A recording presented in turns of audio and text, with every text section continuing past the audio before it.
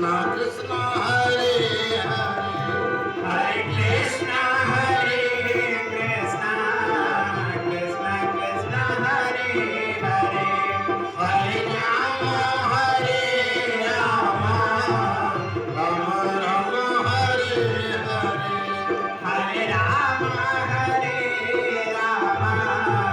राम हरे हरे, हरे राम राम हरे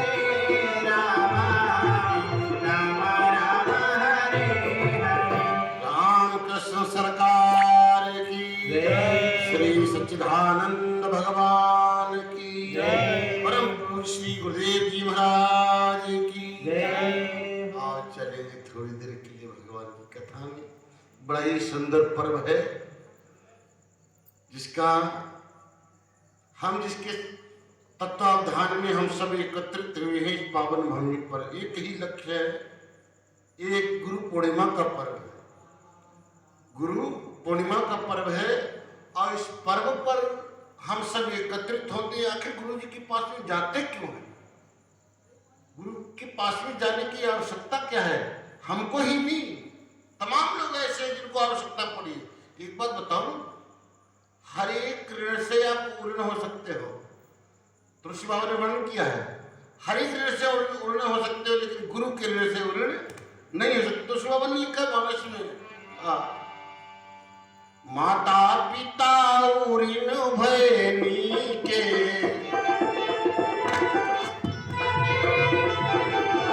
माता पिता ऋण भय के, गुरु ऋण रहा सोच बड़ जी के।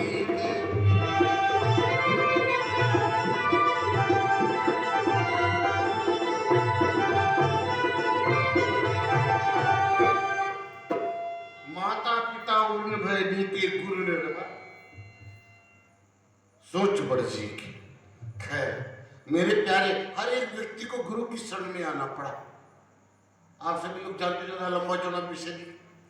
जब महाराज तुलसी बाबा ने वर्णन किया है मानस में, जब महाराज दशरथ को ग्लानि हुई जीवन में, जब कोई ऐसी परिस्थिति आवे जब जीवन में ग्लानि हो। ग्लानि एक ऐसा विषय है, दुख आता है चला जाता, दुख के बाद में सुख लगा है, लेकिन ग्लानि के पीछे सुख नहीं लगा। ध्यान रखना, ग्लानि के पीछे सुख नहीं लगा। तुलसी बाबा ने वर्णन किया, अनेक संतों ने वर्णन किया इस विषय पर। जब जीवन में ग्लानि आ जाए, ग्लानि ऐसा दुख है जो कि लेकर के जाता है, इतना खतरनाक दुख। तो ऐसे दुख जब जीवन में आवे, जब ग्लानि जीवन में आवे, जब संसार की व्यथा हमको सतावे, तब हमको कहा जाना चाहिए महाराजा दशरथ चक्रवर्ती सम्राट है, किसी बात की कमी नहीं है।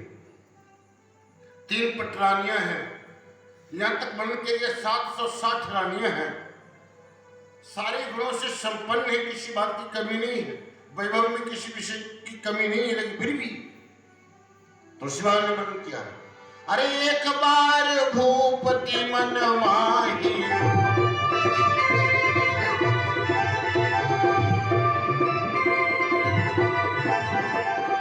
एक बार भूपति मन माही, भई ग्लानि मोरे सुत नाहि।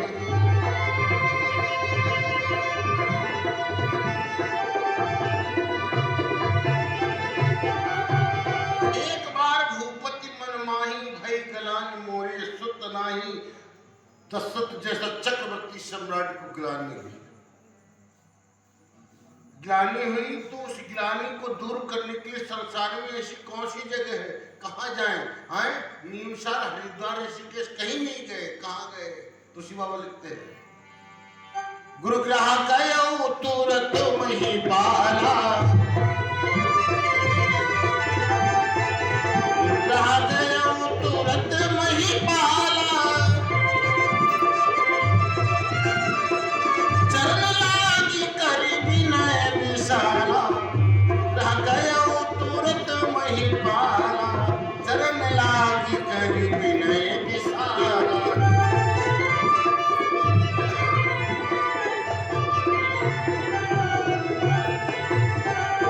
गुरु ग्रह गयो तुरत मही पाला, चरण लागी करि विनय विशाला। गुरु के चरण शरण में गए, चरण लाग कर विनय विशाला, बड़ी विशाल विनती की। विशाल, बड़ी विनती, एक छोटी विनती होती है, एक बड़ी विनती होती है। बड़ी विनती में क्या, छोटी विनती में थोड़ी सी बात कही पहले लगी कर चल पड़े, लेकिन बड़ी विनती बैठ करके गुरु के साथ में, गुरु के पास में बैठ करके निज सुख दुख सब गुरु से। गुरु की चरण शरण में पहुंचने के बाद में सुख और दुख दोनों चीजें गुरु के चरणों में समर्पित करनी चाहिए। ऐसा कहते तुलसी बाबा कि अपना सुख दुख गुरु को दोनों चीजें सुनानी चाहिए। लेकिन हम जब लोग जाते हैं भगवान के दरबार में जाएं, चाहे सदगुरु के दरबार में जाएं, चाहे ललिता मैया के दरबार में जाएं, चाहे भोले बाबा के दरबार में जाएं, तो अपना सुख सब छिपा लेते हैं। अपना जो सुख है वो सब छिपा लेते हैं और दुख की पूरी लिस्ट भगवान के सामने पेश करते हैं। पूरी लिस्ट, वो इसमें केवल दुख ही दुख भरा है मेरे प्यारे। ऐसी समस्या है, वैसी समस्या है, अब की बार में लड़का हाई स्कूल में फेल हो गया, हमारा की समस्या क्या बताए, कुछ बन ही नहीं पा रहा है। सारा दुख जो है अपने गुरु की चरण शरण में रखते हैं। गलती मत करना। इसलिए तुलसी बाबा मानस में कहते हैं अपना सुख पहले सुनाइएगा। ऐसा नहीं कि परमात्मा ने तुमको केवल दुख ही दिया हो, ऐसा कोई है जिसको केवल दुख ही दुख दिया हो?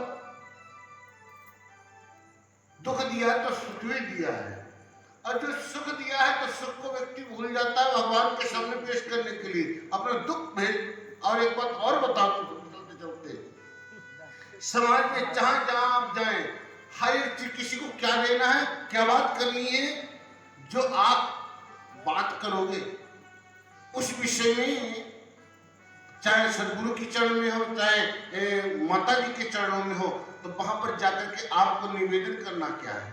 निवेदन सुख अपना सुनाइए। कोई प्रभु आपकी कृपा से सब काम हो रहा है, करते हो तुम कन्हैया हमारा नाम हो रहा है। अब तो ये बात कि भगवान की, क्योंकि भगवान की कृपा के बिना कुछ नहीं होता, और ये भगवान की कृपा को हम पहले रखते ही नहीं, भगवान को अपना दुख पेश करते हैं, और दुख तो दुख ही होता है। इसीलिए भगवान के सामने जब जाएं तो अपना सुख व्यक्त करिएगा, प्रभु आपकी कृपा से सब काम हो रहा है, प्रभु की कृपा भयो सब काजू है, और जन्म हमारा सफल भा आजू, ये सबको कई एक बार कहिएगा।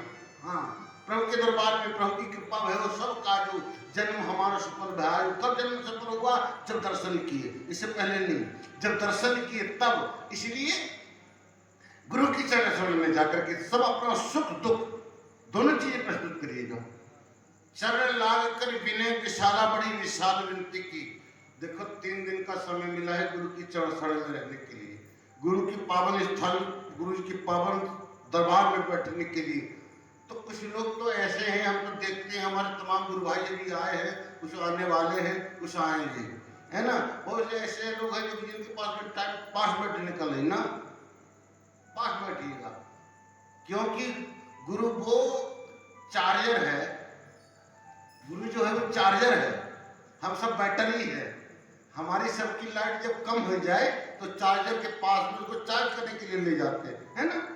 अब कभी कभी लोग ऐसा कर देते, चार्ज करने का भी ढंग होता है नहीं, चार्ज करने का ढंग होता है। कभी कभी चिमटियां लोग इधर से इधर लगा देते हैं, पास में बैठे रहे, सानिध्य में रहे, लेकिन कुछ सारी रात बैटरी लगी रहेगी और सवेरे बैटरी जब देगी तो चार्जर नहीं रहेगी। क्यों? क्योंकि उसकी चिमटियां उल्टी लगी रहे। इसलिए सीधी चिमटियां लगाओ और जो सोच समझ करके लगाइएगा। तो जब पहली बात तो हम लोग गुरु के शरण में जब जाए, चाहे सदगुरु के चरण शरण में जाए, तो चिमटियां सीधी लगाओ। चिमटियां सीधी का मतलब अनुशासन में, अनुशासन में जो नियम है, जो कायदा है, उस कायदे के अनुसार आप रहेंगे तो कभी धोखा नहीं खाएंगे। अब चिमटियां लगाए बैठे, उल्टे कायदे नहीं मालूम। कायदा है कि भाई लाल में लाल लगेगा, प्लस में प्लस लगेगा, माइनस में माइनस लगेगा, या पॉजिटिव में पॉजिटिव लगेगा, नेगेटिव में नेगेटिव लगेगा, और हम लगाए बैठे उल्टा, तो बैटरी फूक जाए। हाँ, ज्यादा दिन उल्टी चलेगा बैटरी ही फूक जाएगी। इसलिए सदैव शरण में चिमटियां सीध लगाए। तो कहने का मतलब निज सुख दुख सब गुरु ही सुनायो, तब कहे वशिष्ठ बहुविधि समझायो। राजा ने क्या समझाया? राजा ने सबसे पहली बात, हम तो खो बैठते हैं, वो गुरु देता है, क्या देता है?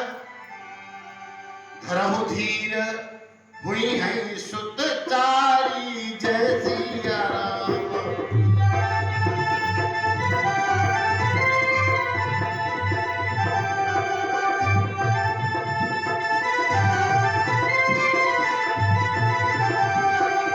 धरहु धीर हुई है सुत चारी, त्रिभुवन विदित भगत भयहारी, जय सिया राम।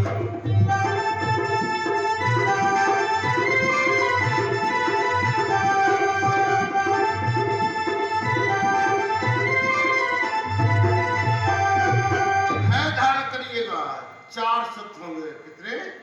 4। कितने पुरुषार्थ है जीवन में?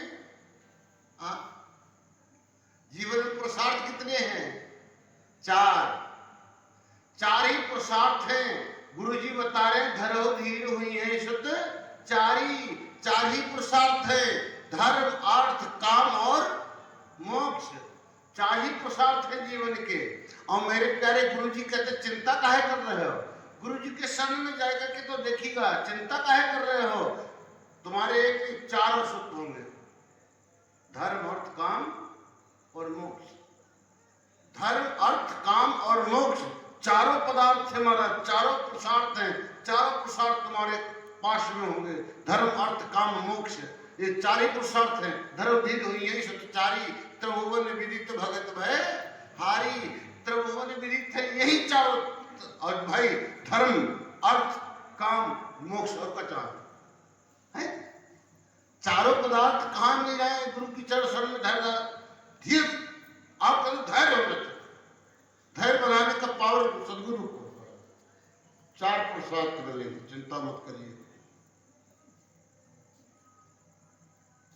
गुरु जी ने कहा 4 धर्म अर्थ काम मोक्ष। दशरथ महाराज ने निवेदन किया महाराज। तुलसी बाबा लिखते हैं धरहु धीर हुई है सुत चारी, त्रिभुवन विदित भगत भयहारी। 4 सुत होंगे। एक बात और बता दें, धरहु धीर हुई है सुत चारी। 4 सुत होंगे। सुत माने लड़का। लड़का कहेगा कहा? लड़का कहते जो अपने मम्मी पापा से लड़ाई, वही का कहते लड़का। लड़का देखो